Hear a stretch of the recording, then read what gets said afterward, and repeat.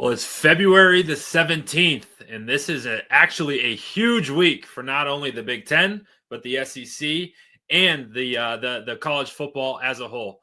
Big week as all the athletic directors for both those conferences, the Big Ten and the SEC, are meeting down in New Orleans to discuss a bunch of things, including the college football playoff, the way it's structured, how it should be moving forward, some revenue sharing, all sorts of NIL stuff. We get into it here this afternoon on the Buckeye Breakdown Podcast. We've got the whole crew together as we cover Ohio State with our instant analysis from Ohio State. There's something that doesn't feel right. Unbelievable effort from him today. Is E.J. Liddell going to crack the first team All-Big Ten? I think he can be the guy. I'm not trying to start a quarterback controversy. He seems to have the durability. He certainly has the toughness. This is the question on a lot of people's minds here. Welcome to Buckeye Breakdown. And welcome in, everybody, to another episode of the Buckeye Breakdown Podcast. Anthony Moeglin alongside Kevin Woidke, and we are discussing, Kevin, a big week in college football. Yes, it is the middle of February. There's no football being played, but there's a massive thing happening later this week here on Wednesday afternoon when the athletic directors from the SEC and the Big Ten are meeting down in New Orleans. And this is something that, at least from my perspective, hasn't been covered all that much, kind of popped up on us. It's something that I kind of saw on the radar, but some of the things that they're going to be talking about, yes, of course, NIL, some of the changes that are coming down the road in terms of revenue sharing. But the big one, Kev, is a potential restructure of the college football playoff, right? There's been a lot of discussion about the 12-team format that we experienced last season. Obviously, Ohio State was the beneficiary of a lot of things, but not only I think there's conversation to be had about how teams are put into the playoff, but if they're going to add teams, how that's going to be structured. And it feels like to me, and we'll get into some details here in a little bit, but the SEC and the Big Ten are trying to just take a stranglehold of the format of all of college football to say, hey, we're the big dogs here, and we're going to control how the champion is crowned in college football.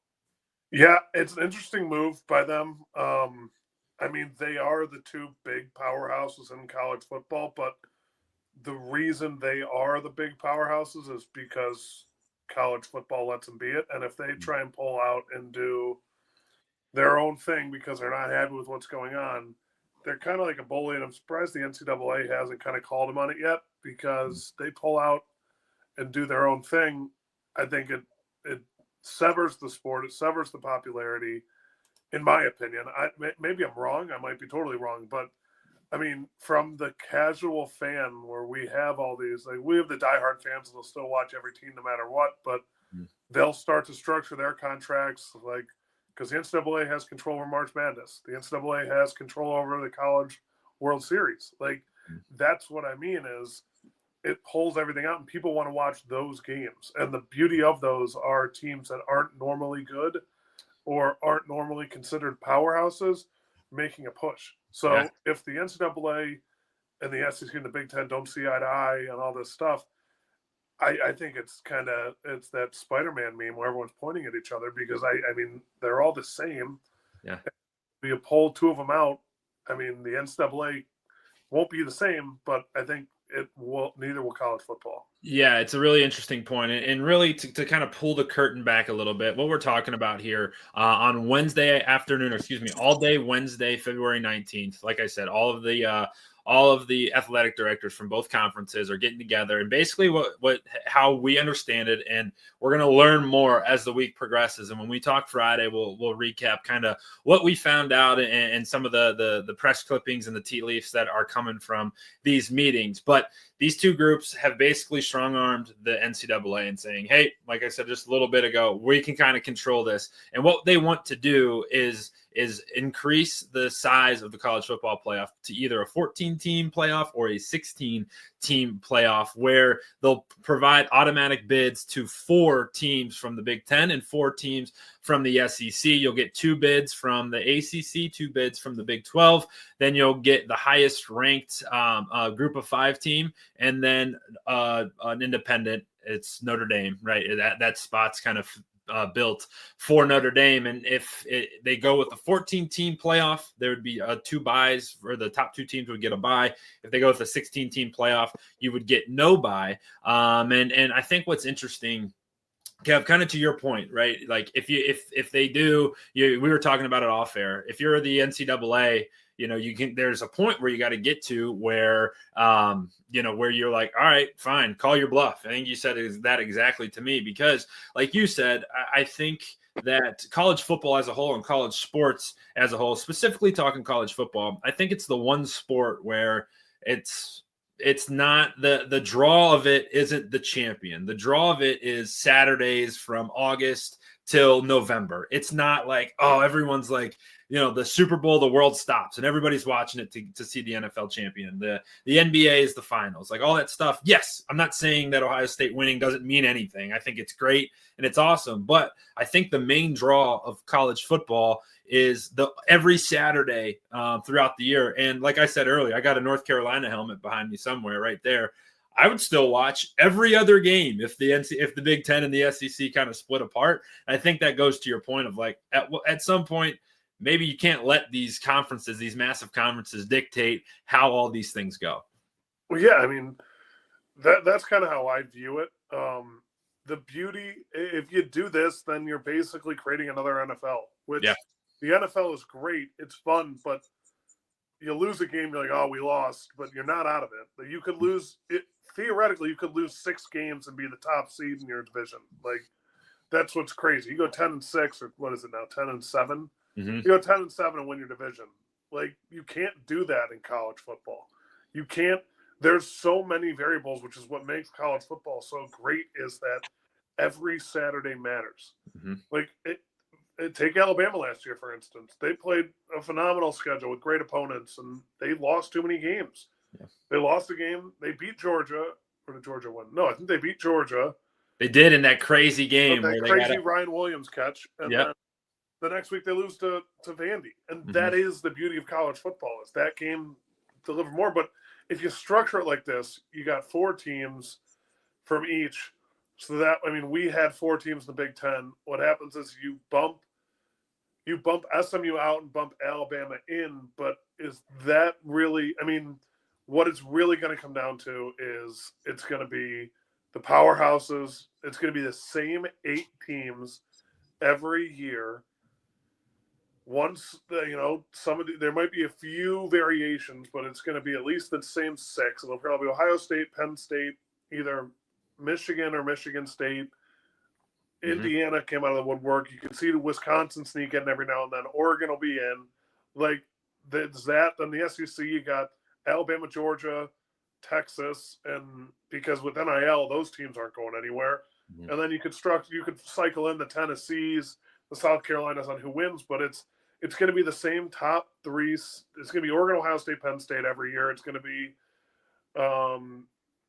Alabama, Georgia, Texas every year. That's what it's going to be, and there's going to be no change. There's going to be no variety, and people are like, well, this is stupid. Yeah. Like, why are they playing their whole season? And then you get back to kind of exactly how we got to the 12-team playoff, where it's like, all right, we're seeing the same top 4 teams, right? We're just like wash, rinse, repeat. That's some version of Ohio State, some version of Clemson, some version of Georgia, some version of Alabama, and you're just kind of rotating those. And now you would see that ultimately, if it were to go, well, if it potentially does go this route, you're going to see a lot of the same top teams get into it. And it's going to be really interesting. There's a lot of stuff out there. I encourage you guys to go jump on and jump around, see the different opinions. Ross Dellinger put out a good piece. Josh Pate's been talking about it a little bit. There's been a handful. I'm sure Joel Clatton and his show will have a take on it. But this is honestly something that kind of, I didn't understand the importance of it until we started digging into it a little bit and really just seeing like, oh man, like this is going to kind of potentially change the structure of the way that college football is formatted, especially in the postseason. And it feels like over the past couple of years, the one constant in college football is change at the end of the season, right? They've now gone to another playoff format. You're looking at already changing the playoff format again. So in that vein, Kev, in your opinion, we've talked about it a bunch. What is that perfect sweet spot? Is it adding more, or is it pulling back? In your opinion, and I'm putting you kind of on the spot here in this question, but like in your perfect world, what is the right solution to the college football playoff? Because it feels like everywhere you go, any option you look at, there's a lot of pros, but there's also a lot of cons to it. Well, I think they had it almost right, and what's going to happen is they're going to blow it up. I mean, only changes I would make is, to me, the perfect is the top 4 are the best 4. The top 4 teams in the country are the best 4, and that's what it should be. They should get the bye, no matter who they are. If Ohio State plays Michigan in the final game, they're both undefeated. They're both 1-2. One of them loses. And then because of how the Big Ten is, they play again the next week. No, but you get what I mean? Like, if the 3 best teams in college football are all Big Ten teams or SAC teams or ACC teams, they should get the first round bye. That'll never happen, but that's how it should. If it's 2 Big Ten teams and 2 SEC teams, then, yeah, that should be who gets the first round bye. But it shouldn't be – I mean, Boise and Arizona State had great seasons, but imagine if Boise played Indiana or Arizona State played Clemson, it would have been a much more competitive game. Yeah. Well, the Arizona State game was competitive anyway, but they would have had a win under their belt because they probably would have beaten Clemson and then come into Texas. Yeah. And you don't get a first round, the first weekend of college football, which is all blowouts, and then leads to the second weekend where there's only one game that was close. That was a good game. So I think you make a really good point. And one of the things that I think also stands out to me is in that 12-team playoff structure that we had, or that we have right now. Once you dial in, like, all right. We tried to give the benefit to the conference champions. It was a good thought, right? Didn't work the way you wanted it to. Fine, right?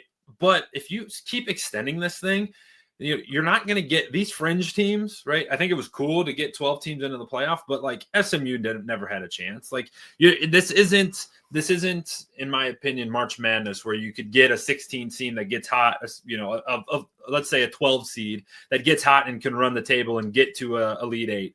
But what you will get is, when you look at the 12s, the difference between the number 1, 2, 3 teams and the 11, 12, 13 teams might as well be 100 spaces, because, Ohio State, if Ohio State and SMU got on the same field together, Ohio State wins that game by 300 points, right? Like it wouldn't be close. And now if you want to get it to 16, that difference just extends more. And when we were having the conversation earlier, years ago, when it was just a 14 playoff and you're arguing between teams 5, 6, and 7, like, ooh, which team could have gotten in? Now you're talking about teams that could potentially compete, right? But now when you're arguing over teams 16, 17, 18, you're like, what are we actually doing here? Like, you're extending it a little bit too much, in my opinion, and opening that door a little too wide. And like I said, I could be wrong, but that's kind of my take on it. Yeah, it's an interesting thing, because I think that if it was structured how I wanted to structure it, Arizona State would have been a 10 seed and would have given a lot of teams problems. And that's kind of how it should be. It shouldn't be they got the first round bye and now it's kind of, oh, well, here comes a team that could or couldn't. Like, that's the beauty of March Madness, is the teams that don't think they have a chance, no one thinks they have a chance, they win. Like, they come out of nowhere because they're overlooked. Like, a number 4 seed is never going to be overlooked. Texas overlooked them for the entire second half for some reason, but that's the difference in the two. Like, I think some people will say the other thing you need to do is reseed after each round, like the NFL. But I'm a fan of that. But I mean, I was talking to somebody this weekend, and he was like, no, like, I mean, you're the number 1 team in the country. You're the best team in the country. You should play the hardest path to the national championship, which is a way to look at it. But, I mean, I guarantee if you ask an Oregon fan right now, would they have rather played us or Penn State? It would have been Penn State or Notre Dame, I think, was the lowest. They've rather played us or Notre Dame. They match up a lot better against Notre Dame. Yeah. Would Arizona State have rather played, like, that's what I mean. Like, that's where the difference are. Or Boise, would they have rather played Penn State, or would they have rather played? Well, actually, I think they would have played Penn State anyway. I don't know. I'm not looking. I can't tell you what it is. The point is true though. Like I think that's more the change that needs to happen, not a wholesale. Hey, SEC Big Ten strong arm this thing and get your teams in and make it a SEC Big Ten party. Like it is. Hey, we're getting closer to what it needs to be. Like this route is good. Now let's just tweak it. Let's tweak where we're at, make sure it fits. And then you get a 12-team playoff that starts working, man. Then you're in good shape. Then that's one that can go. And then in some years to come, maybe you do get a little Cinderella run where a 10 seed goes or an 8 seed goes, or you get the 1 and 2 seed or the 1, 2, and 3 seed, some combination of those just dominating the way they're supposed to, right? Like the way that it should be, because you earned that. So there's a lot of good conversation to be had around that. And I think that after this meeting thing in New Orleans, you're going to see some things come to light. And we'll kind of understand the path that college football as a whole is going to be on moving into the years to come, and it's going to be very interesting here. So that'll obviously be a topic of conversation here as we kind of move through this offseason. Now, another topic of conversation that's going to be covered down at these meetings is the revenue share model that is on its way. Right, this is something that I think, if you were to rewind the clocks and put the toothpaste back in the tube, like this is what should have been the path towards paying players, towards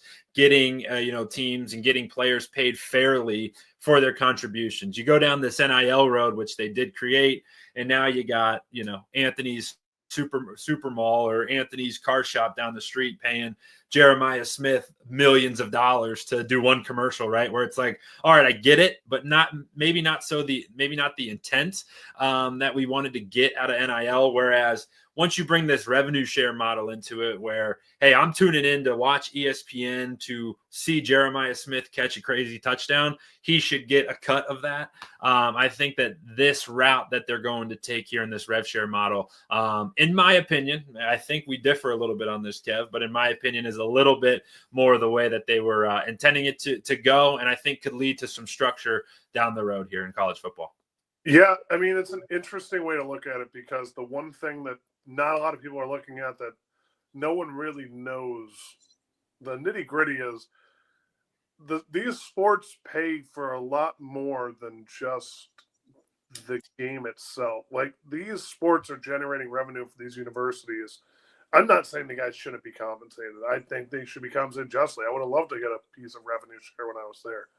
I'm just saying that, there's going to be you see some of these schools that are dependent on, you're going to see what you're really going to see boilerplate is, you're going to see schools that have multiple sports start to cut down on said sports because they won't be able to afford them. Because football, we did the math once, it was like each player generates, I forget the number, based on how much revenue comes from, it was somewhere in the mid to high six figures, based on how much revenue comes from a game day in Columbus divided by or a game day on campus divided by how many players are on the team. It was something that, not gonna lie to you, I wasn't paying attention. But that is something that's just interesting. That's going to be a little different. But the flip side of it, where I think I'm differing from you, is the salary cap that might come along with this. Mm-hmm. Is, I think, I don't think there should be a salary cap. If your alumni are willing to donate more money than the rest of the country, then great. That's great. Your alumni are that strong. Like, I think it's dumb to put a handicap.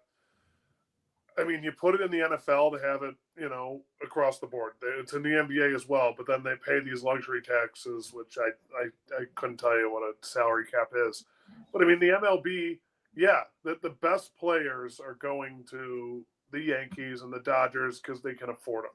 Mm-hmm. Who's to say that a Guardians or a Padre? Oh no, Padres are bad. That's not a high payroll. Pirates. Like, they've all won.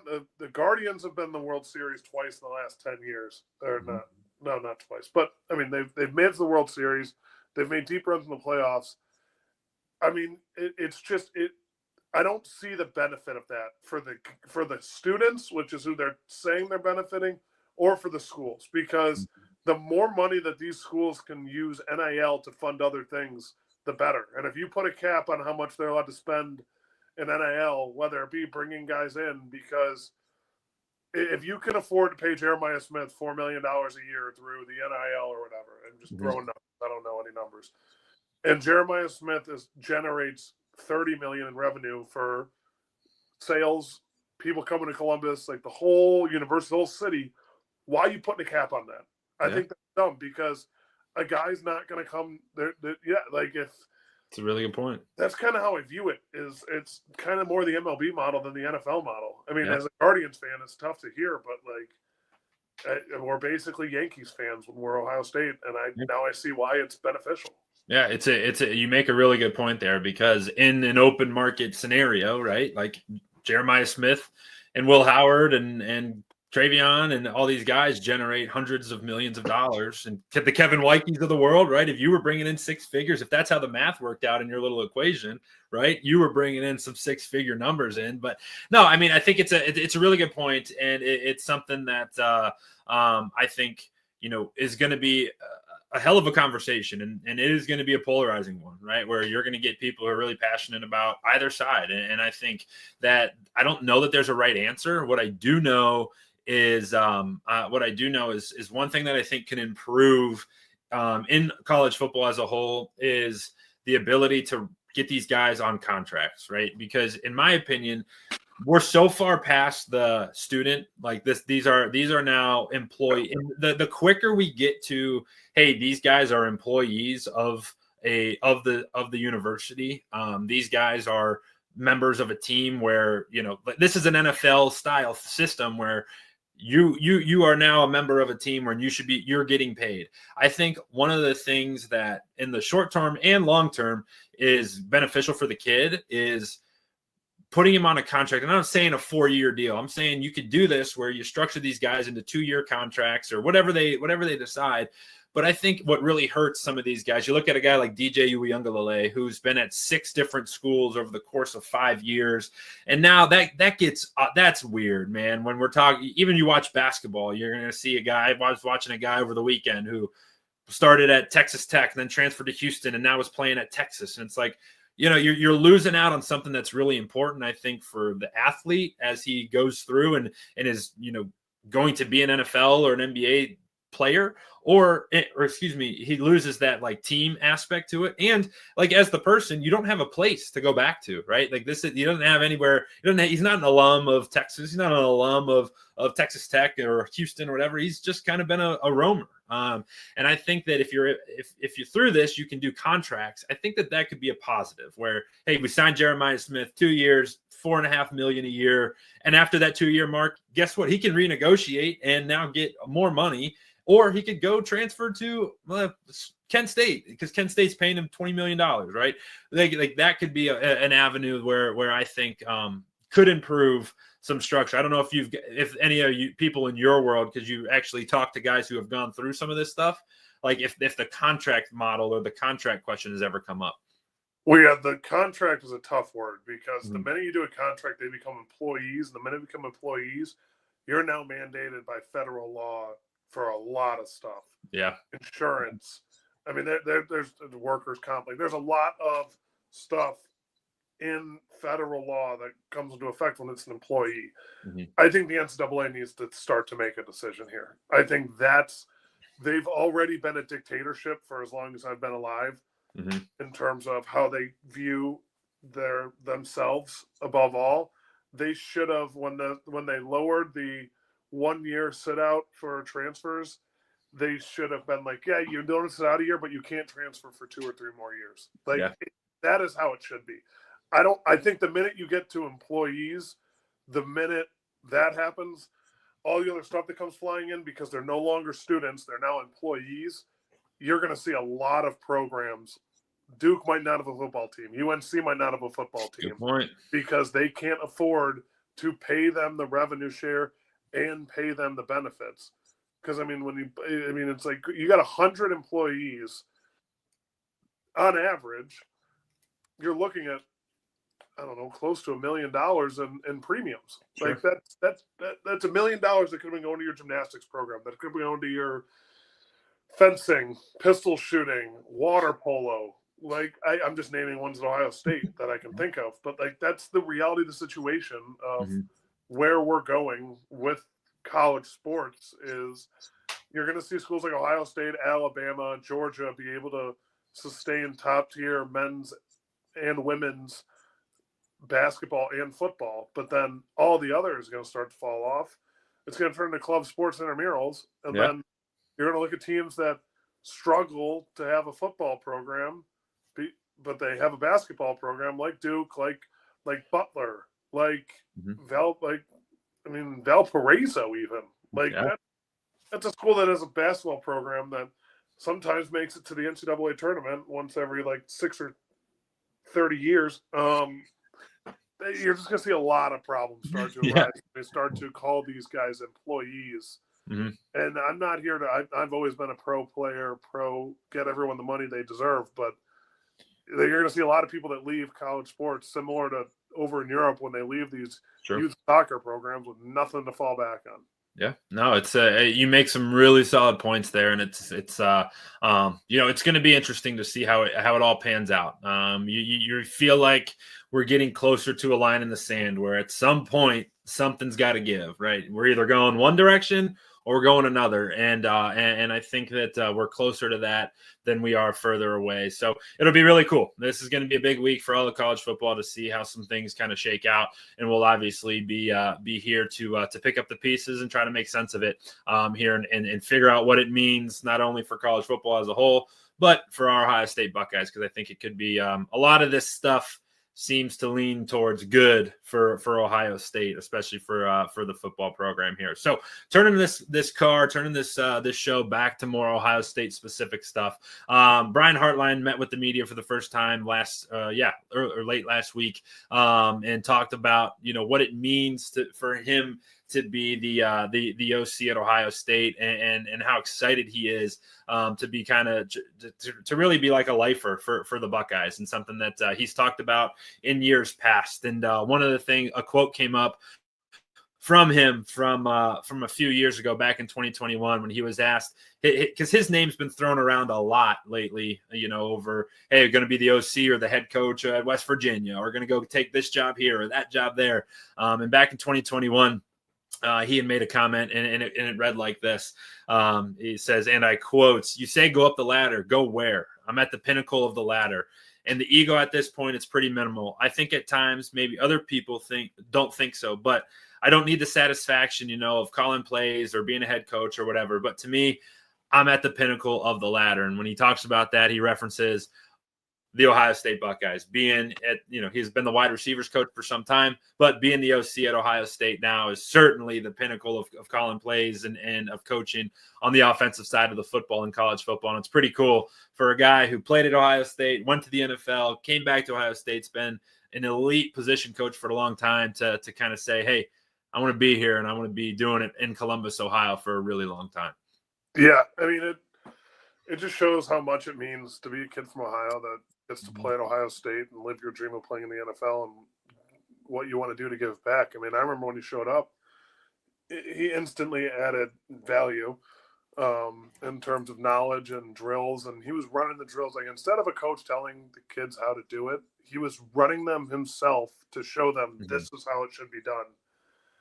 And I think that speaks volumes. It works at the high school level. It works at the college level. If you can show somebody exactly what you want them to do, it's ideal. It's perfect. It's crazy how well someone can mimic something they've seen. And I mean, I'm hoping he's a lifer. He's happy here in Ohio. He seems to be. His wife, his kids, they all seem to love it. I mean, he's well compensated based on what I've read online. I just don't know what his, unless he's the kind of guy who's competitive and likes to work hard. Unless he feels he's getting complacent, I don't see why he would ever need to move on. And in his eyes, I think he sees the same thing. Yeah, it's pretty special. And in him, and looking at him and seeing him, how his progression has been, at Ohio State, he's revered up there. the highest regard. And now it's all sunshine and rainbows right now. But when the rubber meets the road come August, it's going to be up to seeing how this offense performs, and he's going to have his hands full, right? Not because Ohio State doesn't have the talent, but there's, like we talked about last week, there's a lot of pieces that have to be replaced on that offensive side of the football, and it's going to be up to him to kind of put those things together. Him and Coach Day are going to be leading that charge, so it's going to be fun. Really cool to hear his perspective. A lot of good stuff coming from Coach Hartline last week as he talked about it. Now, one of the favorite things I saw last week was a look back at the semifinal game where Ohio State played Texas. And if you rewind your thoughts back to our show that night, Kevin, I think you called in from somewhere in the Tremont area, a little FaceTime with a nice brick wall behind you, having some fun. That game was out of control as Jack Sawyer strip sacked Quinn Ewers on 4th and goal to take it 82 or 83 yards to the house to give Ohio State the win. And at that point, not only did you think Ohio State was winning the national title, but head coach Ryan Day said, "I knew this was going to be ours." His quote was, when I was running down, I kind of looked back to see if there were any flags. At that moment, when I saw there was no flag, I said, "Man, we're going to win the national championship." He said he knew it right there on the field. It's pretty hard to argue with it because it felt like everything was falling the Buckeyes' way, and it was cool to hear Coach Day kind of share in that sentiment of like, "Oh wow, everything's going our way. We're going to do this thing." Mm-hmm. And what's crazy is, as much as Ohio State fans didn't want to hear it, as they don't want to be reminded of it, a lot of people were calling for his job. Mm-hmm. It's very rare you see a coach as excited as his players because he had just as much to win and lose. In the eyes of the fans, I don't think in the eyes of any rational thinking athletic director, he had anything to lose. But in the eyes of the fans, it was all or nothing if he won that game. They were like, okay, get him out of Tennessee, doesn't make a difference. Oregon, wait a minute. Okay, if he wins this game, he can stay, is how I was watching a lot of fans online say stuff. And I'm like, crazy to think about because he blew out the first two teams. But that's just something to say to him. And it just shows what type of coach he is, how his players kind of rallied around him, and what kind of guy he is. Yeah, it's really awesome. And learning him as a human throughout this entire playoff run has been pretty cool, right? Like, he's seen some stuff. He hasn't been everyone's favorite person in town, certainly for a while, but as the cookie crumbled and Ohio State reigned champions, he's now on top of the world, and he'll never buy a beer in Columbus ever again, because he is he's certainly etched his name in those record books, and he's a legend now walking around the streets of Columbus. So really good conversation today. This was a fun show. Obviously, a lot of that stuff that we talked about in the first half was a lot of speculation, a lot of opinion-based stuff on our side of things. And as those meetings happen come Wednesday of this week, we'll see how all of that kind of settles down. And when it does settle down, we'll be back for more here. So make sure that you hit that subscribe button if you're watching on YouTube. If you're watching on X, thank you. Hit that follow button, jump over to that YouTube channel, hit subscribe over there. We appreciate all your support. Also, we'll have you covered with our written work here on the site. Right below me, it's going to roll right underneath me here, si.com/college/Ohio State, where our team's working hard, keeping you covered for all things, right? Ohio State basketball, men's basketball, women's had a huge overtime win over Iowa over the weekend, which was awesome. But we have you covered on all fronts down there. So head over to that, check out some of our work over on that site. And for Kevin and I, we'll be back with you the rest of the week. We'll be back with our typical schedule, Wednesday and Friday, coming to you, trying to get you shows at noon. We're trying to hit you at your lunch hour or lunch break, get you while you're at your desk working or wherever you may be, if you're in the car, driving around, whatever, give you some content midday to listen to here. But we appreciate the support, and we're going to bounce out of here on that. For my partner, Kevin Woidke, I'm Anthony Moeglin. Thanks for hanging out with us here on the Buckeye Breakdown podcast on Ohio State Buckeyes on SI.